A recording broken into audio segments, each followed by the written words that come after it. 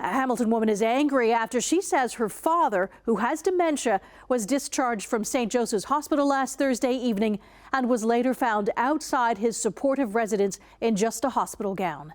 Eric Fiano has that story. We do our best to give our elderly, our aging population dignity. That's not giving him dignity. Leslie Lang-Clementi wants people to know that what happened to her 72-year-old father, Brian, who was left out in the cold last week, could happen to their family. Brian lives with frontotemporal dementia and has been living at First Place Supportive Housing on King Street East in Hamilton since July. She says last Thursday, First Place decided her father needed to go to the hospital.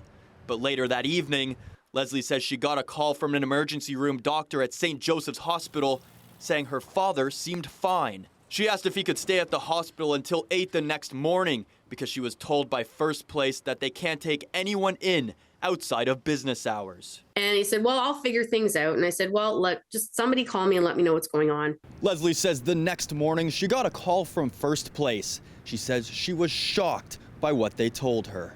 And they said, we didn't want to bug you last night.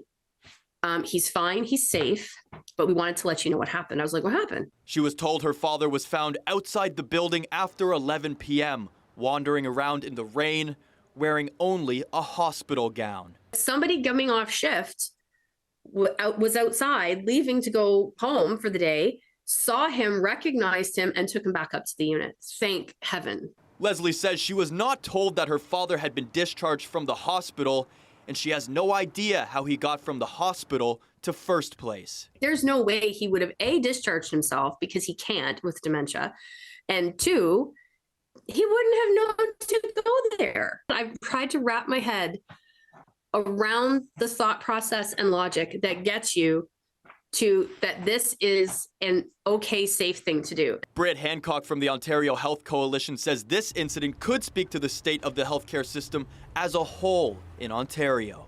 There have to be enough resources so that compassionate care can be provided. It just shows how stretched we are for resources, both human and financial resources, and that people need to know that Ontario funds its hospitals at the lowest rate in Canada. Leslie says she reached out to St. Joseph's Hospital to find answers, and they told her that they are investigating the incident and assured her that it would never happen again. But she remains frustrated. At what point does staff shortages, burnout, lack of help, lack of staffing, et cetera, at what point does that stop becoming a reason and become an excuse? I reached out to First Place, but they say because of patient privacy, they won't comment. I also reached out to St. Joseph's Hospital. They say they're reviewing the matter internally, but also won't comment further due to patient privacy.